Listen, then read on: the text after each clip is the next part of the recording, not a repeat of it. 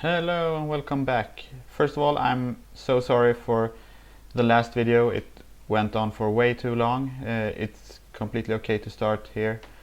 A little recap what we did in the last video. I went through what we are going to build, and it is Conway's Game of Life. And we also wrote our first test. And in this video we will write our second test and declare our second function. So this function in Conway's Game of Life, we need some way of counting the number of neighbors that each cell has. So this function will be a neighbor counting function.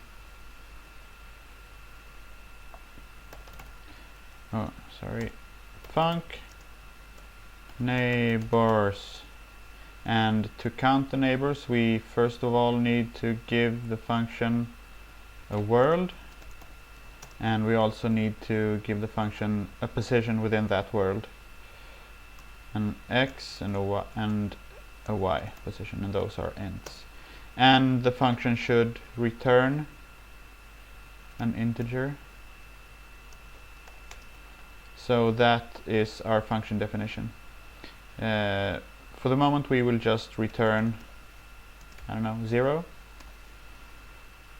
And now we will implement the test. I think the implementation of the function itself will be the subject for the next video, just to keep it as short as possible. So we need a new function, test neighbors, which is a test case pointer, testing.t.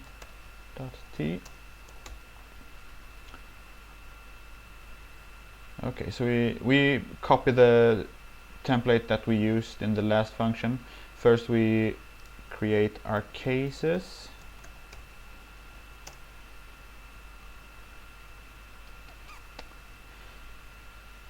It's a struct.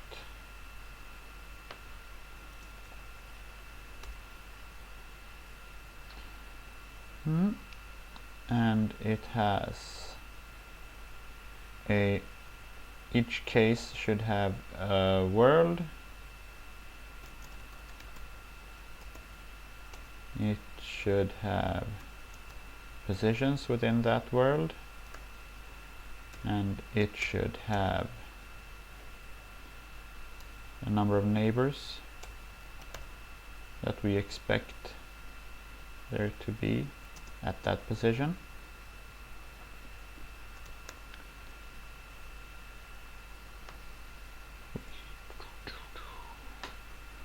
What's that about? Maybe it's just because we haven't. We need to. Is that okay? Oh, struct. And this should probably be filled with something. So let's make a few worlds. Maybe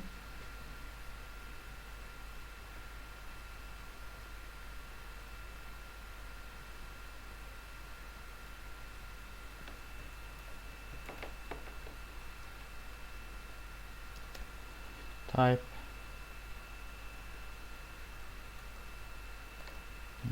case data is a struct,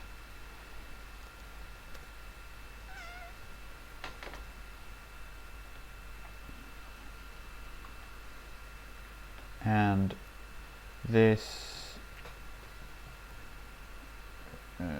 for let's create world number 1, new. Let's make it a 3 by 3 world. and let's set our previous test function made sure that this new world is initialized to be completely empty. So now we will set the center. If this is a 3x3 grid, we will set the center element to true, and then this is a world that looks like this pretty much. And if we look at this center cell, it has no neighbors. Maybe we should make a cases slice now. Make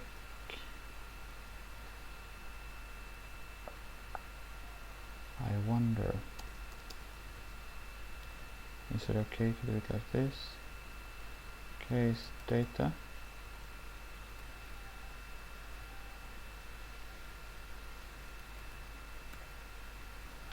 What does that say? Expected expression. I wonder if we can just append that.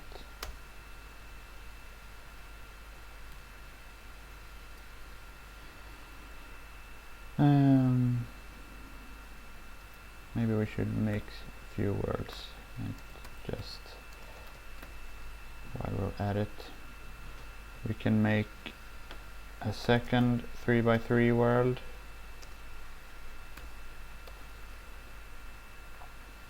And set the, let's see here, row long. So that is the element on the first row and second column. We'll set that to true, or maybe we can just set the entire first row to true. And then when we look at the center element, that should equal to 3 neighbors.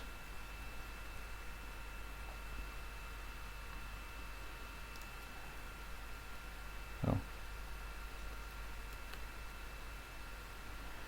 like that. What's that about? Undefined. Oh, sorry.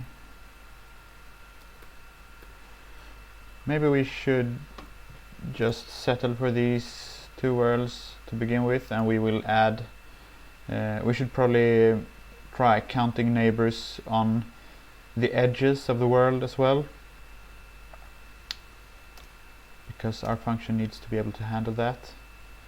So we could make a 3rd world new, and that can be like that as well. So let's say we set the first row, first column to true, and we set the last column, last row, and first column true. If we look at the first column on the middle row, we should get 2 neighbors here. Okay, so now we create a cases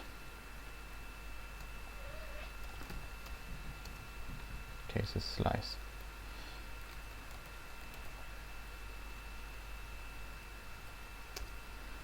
Is it possible to do it like this? I'm not actually sure. So first test case is for world 1, and we will look at x1, y1, and we will want 0 neighbors. so we have to make sure that it doesn't count the cell that we're looking at. This is Chip, one of our latest purchases. World number 2, we were going to look at the same cell, but this time we want 2 neighbors.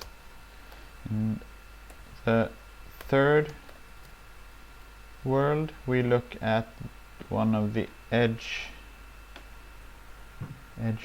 so that is the middle row number 1, and column 0, and we will expect 2 there as well, and we probably need to end with a comma. Okay, so far so good, or not, maybe. Declared and not used. Okay, so now we will iterate over these cases just as we did in the previous video. For _c, we are not interested in knowing the indexes, which is the first return value of the range function, or we just want to know the case, I believe. Okay, cases. And now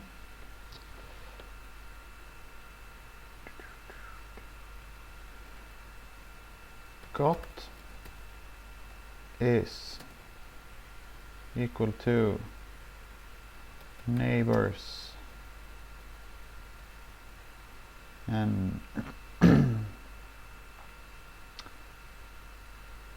neighbors, and we give it the c dot w, which is the world, and c dot x is the row, c dot y is the column.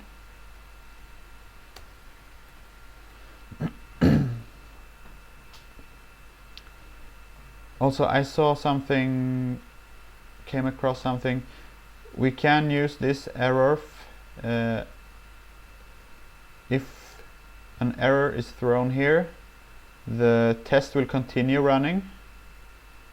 Another function we can use is fatal f, and then the error will be printed and execution will stop there. So maybe we should use that instead, because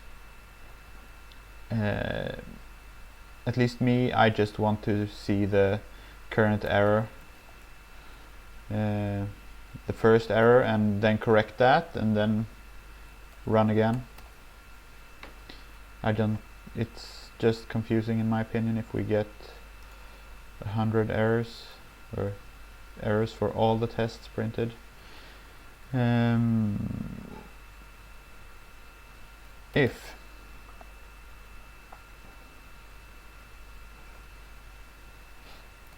got does not equal c dot want,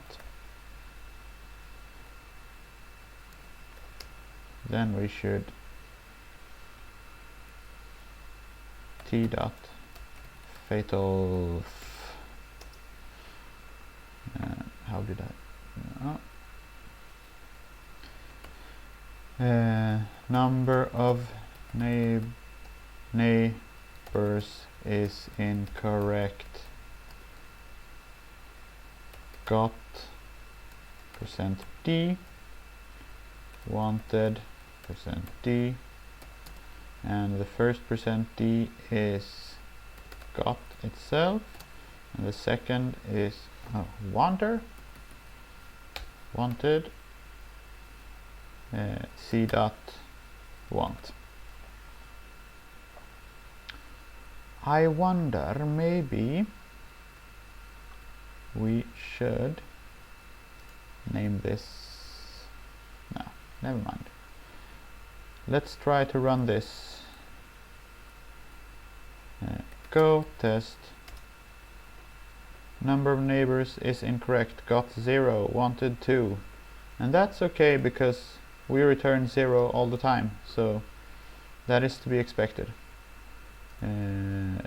This means that the first test case passed because there we expected 0. And we can, I'm just gonna show you, if we use this one instead, it will probably run both these failing tests. Yeah, but I think I'm gonna go with this one just to keep it a bit clearer. So that concludes the part 4 of this series. In the next episode we will implement the function